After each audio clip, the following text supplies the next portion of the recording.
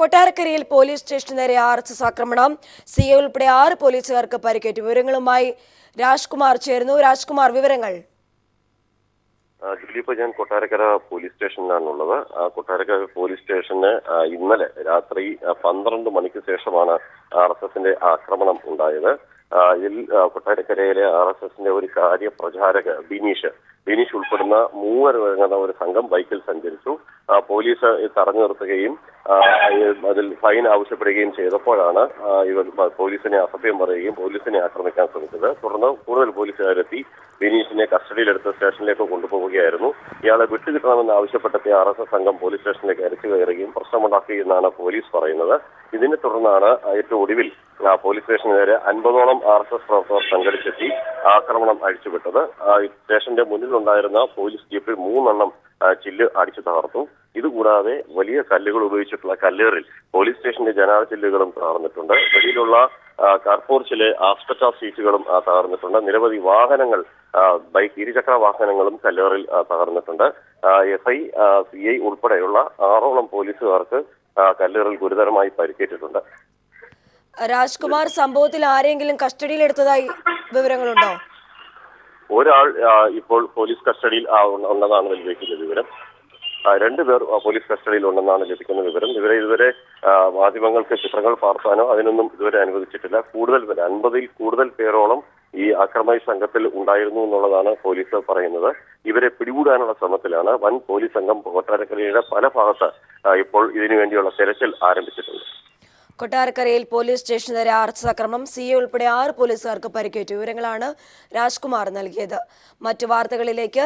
2011 നിയമസഭാ തെരഞ്ഞെടുപ്പിൽ മത്സരിച്ചതിനേക്കാൾ കൂടുതൽ സീറ്റിൽ മത്സരിക്കാൻ കോൺഗ്രസിൽ ധാരണ.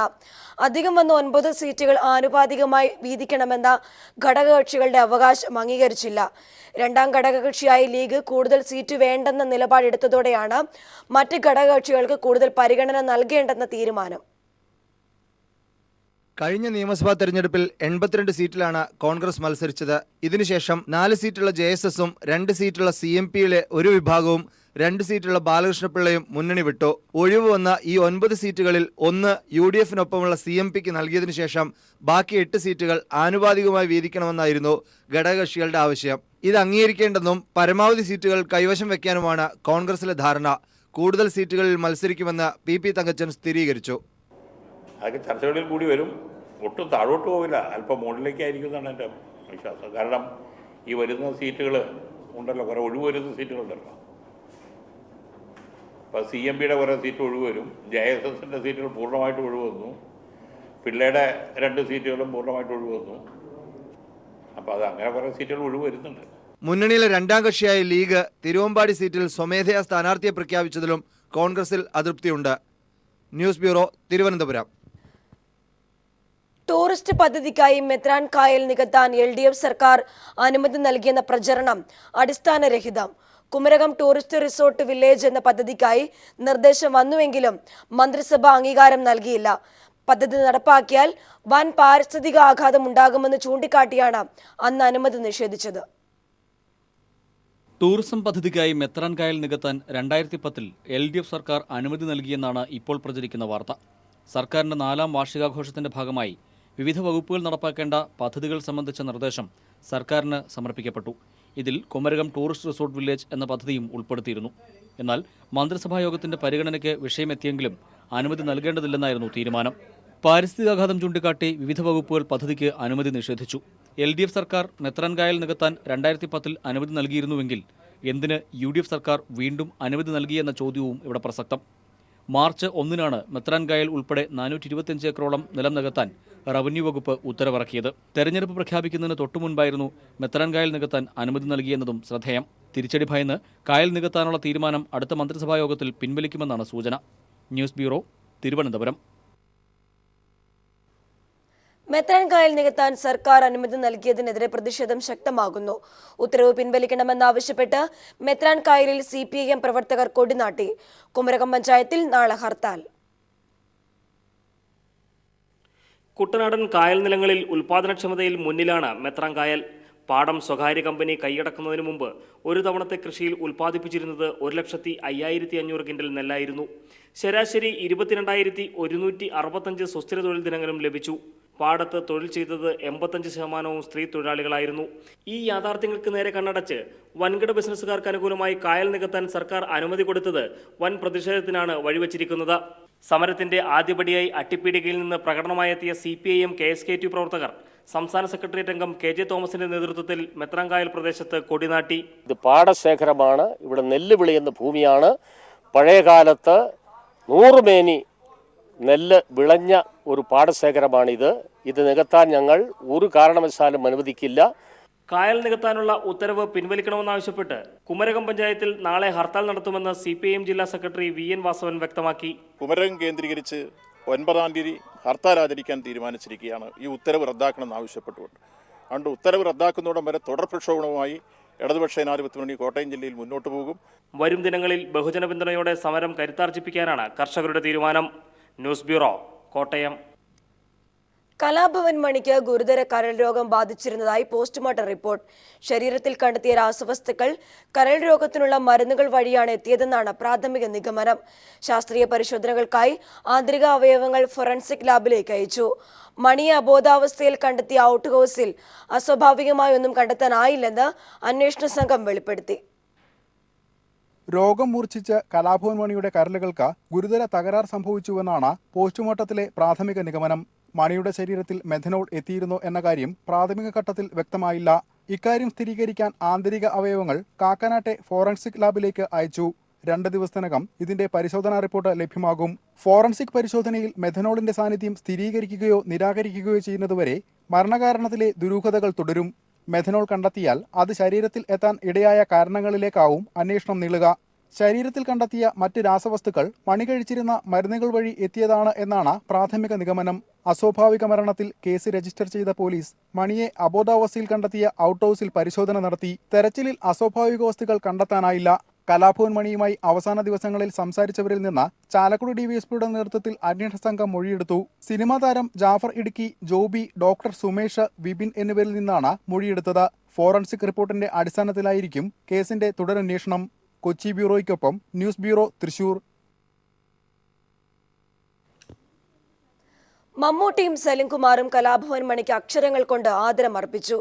ഫേസ്ബുക്കിലൂടെ ഇരുവരും മണിയോടൊപ്പമുള്ള വികാരനിർഭരമായ അനുഭവങ്ങൾ പങ്കുവച്ചത് ആരുടെയും കണ്ണു നനയിപ്പിക്കും. പ്രിയ കൂട്ടുകാരന്റെ ഓർമ്മകൾക്ക് മുന്നിൽ അക്ഷരങ്ങൾ കൊണ്ട് ആദരവ് തീർക്കുകയാണ് മലയാളത്തിന്റെ കലാലോകം. മഹാനടൻ മമ്മൂട്ടിയും പ്രിയ കലാകാരൻ സലിംകുമാറും ഫേസ്ബുക്കിൽ കുറിച്ച വാക്കുകൾ ആരുടെയും ഉള്ളുലയ്ക്കും. സഹപ്രവർത്തകനപ്പുറം സഹോദരനെ നഷ്ടപ്പെട്ട ജ്യേഷ്ഠന്റെ ദുഃഖമാണ് മമ്മൂട്ടിയുടെ വാക്കുകളിൽ കുത്തിനോവിക്കുന്നത്. ലൊക്കേഷനിലേക്ക് മാങ്കോസ്റ്റിൻ പഴങ്ങളുമായി എത്താൻ മണി ഇനിയില്ല എന്ന യാഥാർത്ഥ്യത്തോട് പൊരുത്തപ്പെടാൻ മമ്മൂട്ടിയും ബുദ്ധിമുട്ടുന്നു. തന്റെ വീട് സ്വന്തം വീടായി കണ്ട, തെറ്റ് ചെയ്താൽ തലകുനിച്ച് മിണ്ടാതെ നിൽക്കുന്ന പ്രിയപ്പെട്ട അനുജനെ മമ്മൂട്ടി അക്ഷരങ്ങളിലൂടെ ഓർത്തെടുക്കുന്നു. ആദ്യമായി മണി തമിഴ് സിനിമയിൽ അഭിനയിച്ചതും ലൊക്കേഷനിലെ ആഘോഷ കാഴ്ചകളും മമ്മൂട്ടി ഓർക്കുന്നു. മണിയോടുള്ള ആദരസൂചകമായി ഞങ്ങൾ സംപ്രേഷണം ചെയ്ത JB ജംഗ്ഷൻ പ്രത്യേക പതിപ്പ് കണ്ടതിനെക്കുറിച്ച് പറഞ്ഞാണ് സലിംകുമാർ ഫേസ്ബുക്ക് പോസ്റ്റ് ആരംഭിക്കുന്നത്. അഭിമുഖത്തിൽ ജോൺ ബ്രിട്ടാസിനോട് മണി പറയുന്നുണ്ട്, മലയാളത്തിൽ ഏറ്റവും കൂടുതൽ പാട്ടുകൾ പാടി അഭിനയിച്ചത് താനായിരിക്കുമെന്ന്. പക്ഷേ അത് തന്റെ മരണശേഷം മാത്രമേ അംഗീകരിക്കപ്പെടുകയുള്ളൂ എന്നും. മലയാള സിനിമയിൽ ഒരു പക്ഷേ ഞാൻ മരിക്കുമ്പോഴായിരിക്കും ഒരു ചാനലിലൊക്കെ ഏറ്റവും കൂടുതൽ റിപ്പോർട്ടുകൾ വരാം. എത്രയോ ഗാനങ്ങൾ അഭിനയിച്ചു, എത്രയോ സ്വന്തം ശബ്ദത്തിൽ പാടി അഭിനയിച്ച ഏക നടൻ എന്ന് പറയുന്നത് കലാഭവൻ മണിയാന്ന് പറയാം. എന്താ പറയാ, മണീനെ ഇനിയും ഞങ്ങൾക്ക് വേണം. ഒന്നുകൊണ്ടും മനസ്സ് വിഷമിക്കരുത്, മണിയുടെ കൂടെ ഞങ്ങൾ ഉണ്ട്. മണി കലാകാരനെ അംഗീകരിക്കാൻ മരണം അനിവാര്യതയായി മാറുന്ന സന്ദർഭം. മണിയുടെ വാക്കുകൾ അറം പറ്റുകയായിരുന്നോ എന്ന് സലിംകുമാർ ചോദിക്കുന്നു. കലാഭവനിലെ പഴയ കാലവും മണിയുടെ ജീവിതവും മരിക്കാത്ത ഓർമ്മകളായി സലിംകുമാറിന്റെ അക്ഷരങ്ങളിൽ പുനർജനിക്കുന്നു. മിന്നാമിനുങ്ങേ മിന്നും മിനുങ്ങേ എന്ന മണിയുടെ വരികൾ കുറിച്ചുകൊണ്ടാണ് സലിംകുമാർ പോസ്റ്റ് അവസാനിപ്പിക്കുന്നത്. News desk. മണിക്ക് സാമ്പത്തിക പ്രശ്നങ്ങളോ കുടുംബ പ്രശ്നങ്ങളോ ഇല്ലായിരുന്നുവെന്ന് നടനും സുഹൃത്തുമായ ജാഫർ ഇടുക്കി. താൻ കാണുമ്പോൾ മണി പൂർണ്ണ ആരോഗ്യവാനായിരുന്നുവെന്നും ജാഫർ ഇടുക്കി പീപ്പിളിനോട് പറഞ്ഞു. ഭയങ്കര ചിരിക്കാൻ പറ്റിയ കുറേ കഥകളും ഒക്കെ പറഞ്ഞ് കുറേ പാട്ടൊക്കെ പാടിയിട്ട് ഞങ്ങൾക്ക് പൊള്ളിക്കും. അങ്ങനെ നല്ല രസമായിട്ട് ഇങ്ങനെ പറയാം. അപ്പം ഞങ്ങൾക്ക് ഈ പറയാൻ വന്ന കാര്യങ്ങൾ ഇങ്ങനെ പറയണം പുള്ളിയോട്. അപ്പം ഞാൻ ഇടയ്ക്ക് പറയാനുണ്ട്, അതെ ഞങ്ങൾക്ക് പോകണം എന്ന് ഞാൻ ഈ നിർബന്ധം പിടിച്ചതാണ് പുള്ളി അവിടെ വെച്ച് പറഞ്ഞത്. അതായത് രാത്രി പോകാൻ നേരത്ത് എന്താ പോകാത്തെ, അയ്യോ പള്ളിയിലച്ഛനായിട്ട് അഭിനയിക്കണല്ലേ, 10-11 മണിയായാലേ പൊയ്ക്കേ എന്ന് പറഞ്ഞതിൻ്റെ കാര്യം ഞാൻ ധൃതി വെച്ചത് ആദ്യം. ഭായി ഒരു കാര്യം പറയാൻ വന്നാൽ പോകണം, ഇവർക്കെല്ലാം അകലത്തിൽ പോകാനുള്ള എന്ന് പറഞ്ഞപ്പോഴത്തേക്ക് അതിന് പുള്ളി അവിടെ ഇരിക്കട്ടെ എന്നിങ്ങനെ കാണാൻ പറ്റുമോ എന്നൊക്കെ പറഞ്ഞ് അതിനകത്ത് ഇതെന്നതാ എങ്ങനെയാ എന്താ ഒന്നും അറിയില്ല എന്താണ്. പീപ്പിൾ എക്സ്ക്ലൂസീവ് ബാർകോഴ കേസിൽ പ്രതിസ്ഥാനത്തുള്ള മന്ത്രി കെ ബാബുവിന്റെ PROയ്ക്ക് ഉന്നത പദവിയിൽ നിയമനം. മന്ത്രി കെ ബാബുവിന്റെ അഡീഷണൽ പ്രൈവറ്റ് സെക്രട്ടറിയും PROയും ആയ ജലീഷ് പീറ്ററിനെയാണ് Rajiv Gandhi centre for career guidance and റിസർച്ചറിന്റെ ഡയറക്ടറായി നിയമിച്ച് സർക്കാർ ഉത്തരവിറക്കിയിരിക്കുന്നത്.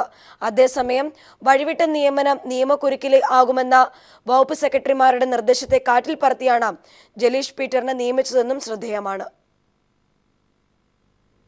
അജണ്ടയ്ക്ക് പുറത്തുനിന്നുള്ള വിഷയമായി മന്ത്രി കെ ബാബു തന്നെയാണ് തന്റെ സ്റ്റാഫ് അംഗത്തിന്റെ നിയമന വിഷയം കഴിഞ്ഞ മന്ത്രിസഭാ യോഗത്തിൽ അവതരിപ്പിച്ചത്. ഒടുവിൽ മന്ത്രി കെ ബാബുവിന്റെ PROയ്ക്ക് സർക്കാർ സെക്രട്ടറിക്ക് സമാനമായ തസ്തികയിൽ നിയമനവും ലഭിച്ചു. മന്ത്രിയുടെ അഡീഷണൽ പ്രൈവറ്റ് സെക്രട്ടറി പദവിയിലിരുന്ന മന്ത്രിയുടെ PRO ജോലി നിർവഹിക്കുന്ന ജലീഷ് പീറ്ററിനെയാണ് Rajiv Gandhi centre for career guidance and റിസർച്ചിന്റെ ഡയറക്ടറായി നിയമിച്ച സർക്കാർ ഉത്തരവിറക്കിയത്. മന്ത്രിസഭാ യോഗത്തിൽ മന്ത്രി കെ ബാബു വിഷയം അവതരിപ്പിച്ചപ്പോൾ ഘടകകക്ഷി മന്ത്രിമാർ നീരസം പ്രകടിപ്പിച്ചുവെങ്കിലും അവരുടെ മറ്റു ചില നിയമനങ്ങൾ ചൂണ്ടിക്കാട്ടി മന്ത്രി കെ ബാബു തന്റെ ആവശ്യം സാധിച്ചെടുക്കുകയായിരുന്നു. മുഖ്യമന്ത്രിയുടെ മൗന അനുവാദത്തോടെ നിയമനം തരപ്പെടുത്തിയ കെ ബാബു രാജീവ് ഗാന്ധി സെന്ററിന് 10 കോടി രൂപയും അനുവദിപ്പിച്ചു. മുഖ്യമന്ത്രിയുടെ അഴിമതിക്ക് കുടപിടിക്കുന്ന ചീഫ് സെക്രട്ടറി ജിജി തോംസനെ വിരമിച്ചപ്പോൾ മുഖ്യമന്ത്രിയുടെ മുഖ്യ ഉപദേഷ്ടാവായി നിയമിച്ചപ്പോഴാണ് ബാർകോഴ കേസിൽ പ്രതിസ്ഥാനത്തുള്ള മന്ത്രി കെ ബാബു തന്റെ PROയ്ക്ക് ഉന്നത തസ്തിക സമ്മാനിച്ചത്. മന്ത്രിസഭാ യോഗത്തിന് മുൻപ് വകുപ്പ് സെക്രട്ടറിമാർ നിയമനത്തെ എതിർത്തിരുന്നു. സംസ്കൃത സർവകലാശാലയിലെ PRO ആയിരുന്ന ജലീഷ് പീറ്റർ ഡെപ്യൂട്ടേഷനിലാണ് മന്ത്രിയുടെ സ്റ്റാഫിലെത്തിയത്. സർവകലാശാലയിലെ ജലീഷിന്റെ നിയമനം തന്നെ കോടതി ചോദ്യം ചെയ്തിരിക്കുന്നതിനിടയിലാണ് പുതിയ നിയമനമെന്നതും ശ്രദ്ധേയമാണ്. മത്സ്യത്തൊഴിലാളികളുടെ കുട്ടികൾക്ക് മെഡിക്കൽ എഞ്ചിനീയറിംഗ് എൻട്രൻസ്, വിവിധ ടെസ്റ്റുകൾ എന്നിവയ്ക്ക് പരിശീലനം നൽകുക എന്ന ലക്ഷ്യത്തോടെ ആരംഭിക്കുന്നതാണ് രാജീവ് ഗാന്ധി സെന്റർ. ഇതിന്റെ പ്രാരംഭ പ്രവർത്തനങ്ങൾ പോലും തുടങ്ങിയിട്ടില്ല എന്നതും വസ്തുതയാണ്. തെരഞ്ഞെടുപ്പ് പ്രഖ്യാപനത്തിന് മുൻപ് തന്നെ നടത്തുക എന്ന ലക്ഷ്യത്തോടെയുള്ളതായിരുന്നു ജലീഷിന്റെ നിയമനമെന്നതിനാൽ കോടികളുടെ അഴിമതികൾ ഇതിന് പിന്നിലുണ്ടെന്നും ആക്ഷേപമുണ്ട്. Sunil Arimanoor, news bureau, Thiruvananthapuram. Endosulfan ദുരിതബാധിതയായ മെഡിക്കൽ വിദ്യാർത്ഥിനി കാസർഗോഡ് മുള്ളേരിയിലെ ശ്രുതിക്ക് പഠനസഹായമായി സംസ്ഥാന സർക്കാർ 1 വർഷം മുൻപ് പ്രഖ്യാപിച്ച 4 ലക്ഷം രൂപ ഇനിയും ലഭ്യമായില്ല. വിദ്യാഭ്യാസ ചെലവ് താങ്ങാനാവാതെ ശ്രുതിയുടെ ഭർത്താവ് 1 മാസം മുൻപ് ആത്മഹത്യാ ശ്രമം നടത്തിയപ്പോൾ ധനസഹായ വാഗ്ദാനം സർക്കാർ ആവർത്തിച്ചു. ദരിദ്ര കുടുംബത്തിലെ അംഗമായ ശ്രുതി ബംഗളൂരു സർക്കാർ ഹോമിയോ മെഡിക്കൽ കോളേജിൽ 2ാം വർഷ BHMS വിദ്യാർത്ഥിനിയാണ്. എൻഡോസൾഫാൻ ദുരന്തം താണ്ഡവമാടിയ കാസർഗോഡ് എൻമകജിയിലെ വാണിനഗർ സ്വദേശിനിയായ ശ്രുതിയാണ് ദുരന്തത്തിന്റെ പ്രതീകമായി ആദ്യകാലങ്ങളിൽ മാധ്യമങ്ങളിൽ നിറഞ്ഞു നിന്ന ഇരകളിലൊരാൾ. ശ്രുതിയുടെ അമ്മ മരണപ്പെട്ടതും ദുരന്തത്തിനിരയായാണ്. വികലാംഗിയായ ശ്രുതിയുടെ ഒരു കാൽ മുറിച്ചു നീക്കിയിരുന്നു. കൈകളുടെ വിരലുകൾക്ക് സ്വാധീനമില്ല. +2 പാസ്സായ ശ്രുതിക്ക് മെറിറ്റ് സീറ്റിൽ ബംഗളൂരിലെ സർക്കാർ ഹോമിയോ മെഡിക്കൽ കോളേജിൽ BHMSന് പ്രവേശനം ലഭിച്ചു. പഠന ചെലവിന് 4 ലക്ഷം രൂപയുടെ ധനസഹായം കേരള സർക്കാർ പ്രഖ്യാപിച്ചിട്ട് 1 വർഷമായെങ്കിലും ഇതുവരെ പണം ലഭിച്ചില്ലെന്ന് ഭർത്താവ് ജഗദീഷ് പറഞ്ഞു. അത് 2 വട്ടം ആദ്യമായിട്ട് പറഞ്ഞ ശ്രുതിൻ്റെ ഗവൺമെൻറ് പഠന ചെലവ് മൊത്തം ഗവൺമെൻറ് ഏറ്റെടുക്കാൻ പറഞ്ഞിട്ട്, അപ്പോൾ ആ സമയത്താണ് കലക്ടറെ വിളിച്ചിട്ട് എൻ്റെ അടുത്ത് അവളുടെ കൊട്ടേഷൻ കൊണ്ടു കൊടുക്കാൻ പറഞ്ഞ് പഠന ചെലവിന് മൊത്തം അത് പാസ്സാക്കിയെന്ന് പറഞ്ഞിട്ട് പിന്നീടുള്ള വാഗ്ദാനം ഉണ്ടായി. ADM ഒരു 2 ദിവസത്തിനുള്ളിൽ വരുമെന്ന് ആദ്യം പറഞ്ഞ് കോളേജ് അക്കൗണ്ടിലേക്ക് പോയിട്ടുണ്ട് പൈസ എന്ന്.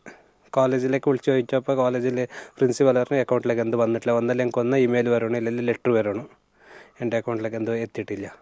ഭാര്യയ്ക്ക് പഠനച്ചെലവ് കണ്ടെത്താൻ കഴിയാത്ത മനോവിഷമത്താൽ കൂലിപ്പണിക്കാരനായ ഭർത്താവ് ജഗദീഷ് ഇതിനിടെ ആത്മഹത്യയ്ക്ക് ശ്രമിച്ചിരുന്നു. അപ്പോഴും സംസ്ഥാന സർക്കാർ വാഗ്ദാനം ആവർത്തിച്ചെങ്കിലും പണം ഇതുവരെയും ലഭ്യമാക്കിയില്ല. ഇവരുടെ ആകെയുള്ള 3 സെന്റ് ഭൂമിക്ക് പോലും സംസ്ഥാന സർക്കാർ ഇതുവരെ പട്ടയം നൽകിയില്ല.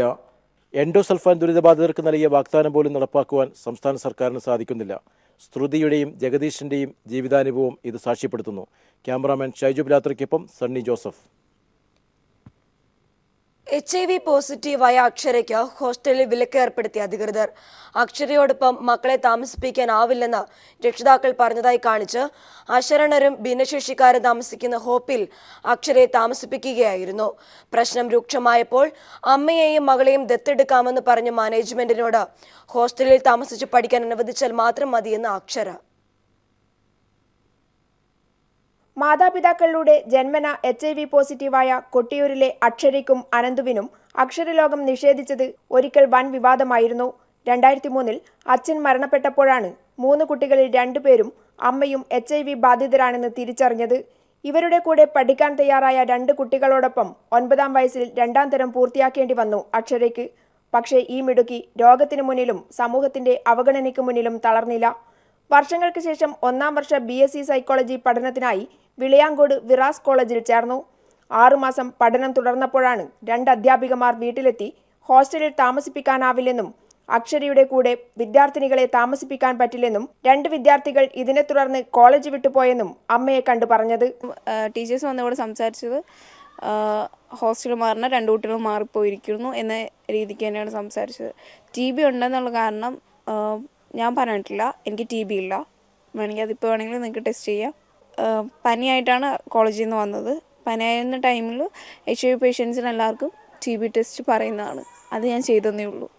TB ടെസ്റ്റ് എന്തായാലും ചെയ്തിരിക്കണം ഞങ്ങൾക്ക്. അവസാനം ചെയ്യാത്ത തെറ്റിന് ശിക്ഷ അനുഭവിപ്പിക്കും വിധം അശരണരും ഭിന്നശേഷിക്കാരും താമസിക്കുന്ന ഹോപ്പിൽ താമസ സൗകര്യമൊരുക്കി. അവിടെ താമസിച്ച് പഠിക്കാനാവില്ലെന്ന് അക്ഷര പറഞ്ഞതോടെ അമ്മയെയും അക്ഷരയെയും അഡോപ്റ്റ് ചെയ്ത് പ്രത്യേക വീടൊരുക്കാമെന്നായി അധികൃതർ. തനിക്ക് മറ്റു കുട്ടികളെ പോലെ പഠിക്കാനുള്ള സൗകര്യം മാത്രം മതിയെന്നാണ് അക്ഷരയ്ക്ക് അധികൃതരോട് പറയാനുള്ളത്. മാനേജ്മെൻറ്റ് എന്നെയും എൻ്റെ അമ്മേനെ അഡോപ്റ്റ് ചെയ്യാൻ പോകുന്നു എന്നൊക്കെ പറഞ്ഞു. അതിൻ്റെ ആവശ്യമില്ല. എനിക്ക് പഠിക്കണം. അതിനുള്ള സൗകര്യം മാത്രം അവർ ചെയ്തു തന്നാൽ മതി. അഡോപ്ഷൻ അങ്ങനെ ഒരു സംഭവം വേണ്ട. രക്ഷിതാക്കളെ കണ്ട് ചർച്ച ചെയ്ത് കലക്ടർ ഒരു തീരുമാനം വ്യാഴാഴ്ച അറിയിക്കാമെന്ന് പറഞ്ഞത് മാത്രമാണ് അക്ഷരയ്ക്ക് ഇനിയുള്ള പ്രതീക്ഷ. കൂട്ടുകാരൊന്നിച്ച് പഠിക്കാൻ വ്യാഴാഴ്ചയെങ്കിലും കോളേജിൽ പോകാമെന്ന പ്രതീക്ഷയിലാണ് അക്ഷര. അക്ഷരയുടെ വീട്ടിൽ നിന്നും ക്യാമറാമാൻ ജയൻ കല്യാശ്ശേരിക്കൊപ്പം PV ജോഷില.